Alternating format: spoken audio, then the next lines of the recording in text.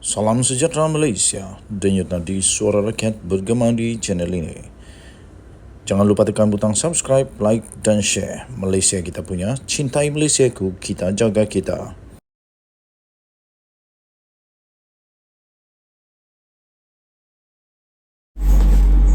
Salam sejahtera Malaysia, denyut nadi suara rakyat bergema di channel ini. Nampaknya Badi Hadi Awang belum selesai. Nampaknya masalah Tuan Guru Hadi Awang bukan semakin kecil, menjadi semakin besar sekarang. Nampaknya Tok Guru Hadi Awang memang dalam masalah amat besar sekarang. Kerana apa? Bertimbun-timbun orang buat laporan polis kepada dia sekarang. Baru sebentar tadi, pada pukul 5 petang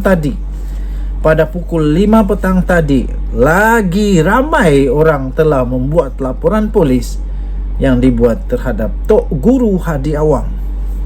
Ahli Parlimen Bukit Bendera, Sherlena Abdul Rashid, telah membuat laporan polis terhadap Presiden PAS Abdul Hadi Awang berhubung kenyataannya yang mendakwa orang Melayu dipermain serta ditipu secara terang-terangan.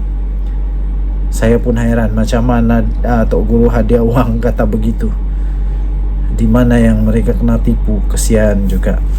Tapi saya rasa itu pendapat Hadi Awang lah. Dan itu tidak dipersetujui oleh ramai ahli parlimen. Akhirnya buat keputusan untuk buat laporan polis. Adun Seri Dalima itu menyifatkan kenyataan Abdul Hadi Awang yang dilaporkan beberapa portal berita itu sebagai fitnah jenayah dan boleh menimbulkan hasutan yang bahaya kepada kaum Melayu serta berpotensi mengapi-apikan golongan kaum tertentu di negara ini. Dalam laporan berita tersebut, Presiden PAS Abdul Hadi Awang yang juga adalah ahli Parlimen Marang telah membuat dakwaan-dakwaan yang amat liar dan tidak berasas terhadap orang Melayu di Malaysia, katanya dalam satu kenyataan hari ini. Susulan daripada itu, katanya, saya berpendapat bahawa kenyataan daripada Presiden PAS ini adalah merupakan satu fitnah jenayah, criminal defamation terhadap kaum Melayu, hasutan yang amat berbahaya kepada kaum Melayu yang boleh mengapikan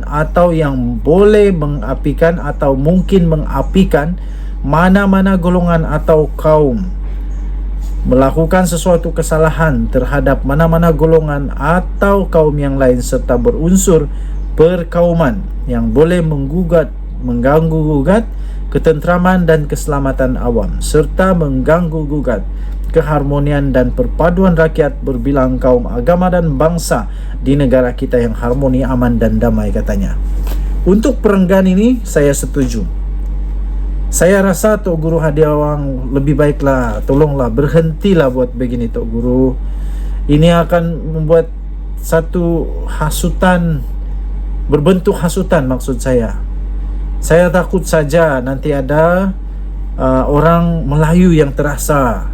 Sebab bukan semua orang Melayu setuju dengan Hadi Awang, pertama. Kedua, bangsa yang lain macam mana pula perasaan mereka?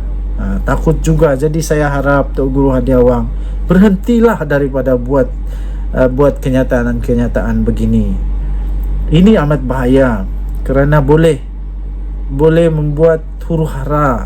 Jadi berhentilah, lebih baik aman damai di Malaysia. Dia meminta supaya pihak polis menyiasat Hadi Awang di bawah Seksyen 499, 505(c) Akta Kanun Keseksaan dan Seksyen 233 Akta Komunikasi dan Multimedia kerana telah berulang kali membuat kenyataan yang berbaur perkauman. Pada Selasa yang lalu, Abdul Hadi mengulangi gesaan agar orang Melayu bersatu dan mengatakan kaum itu ditipu secara terbuka. Ahli Parlimen Marang itu mendakwa orang Melayu telah kehilangan kuasa politik kerana ditipu akibat kejahilan dan kelalaian mereka. Abdul Hadi juga menyelar orang Melayu yang bekerja dengan orang bukan Islam dan bukan Melayu yang didakwanya sebagai penyakal. Ini lagi saya tak paham dan saya tak setuju. Ada juga orang Cina yang kerja dengan orang Melayu, dan ramai orang Melayu yang kerja dengan syarikat yang bosnya Cina, sama juga. Kedua-duanya okey aja, kedua-duanya biasa saja.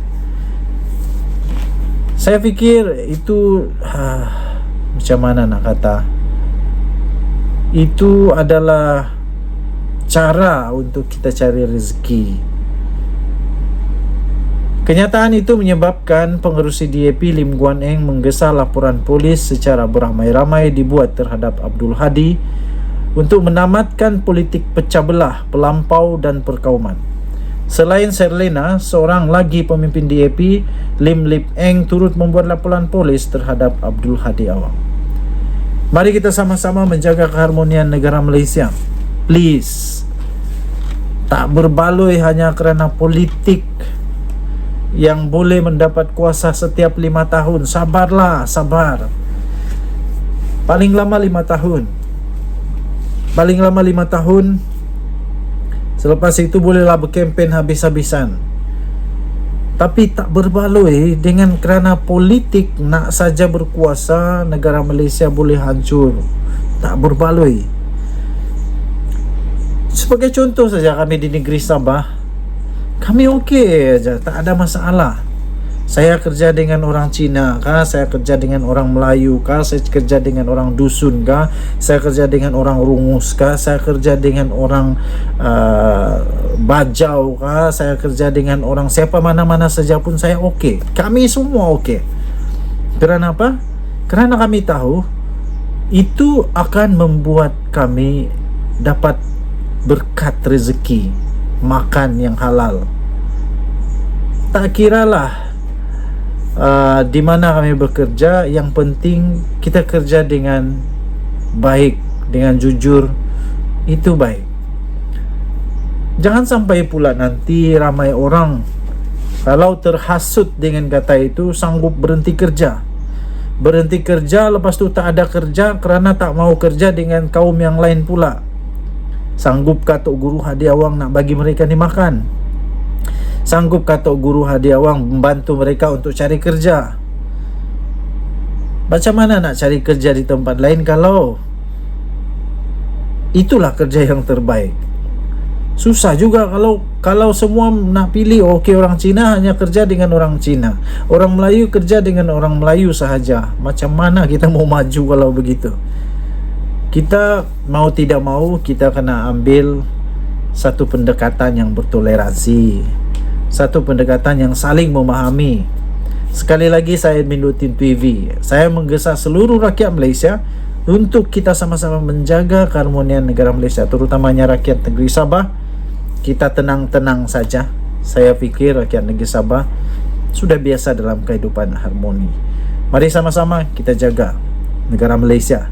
Kita junjung kedaulatan perlembagaan kita. Kita junjung perlembagaan negara kita, rukun negara kita yang kelima, kesopanan dan kesusilaan. Itu maksudnya toleransi, menjaga keamanan negara Malaysia. Kita jumpa lagi, bye-bye.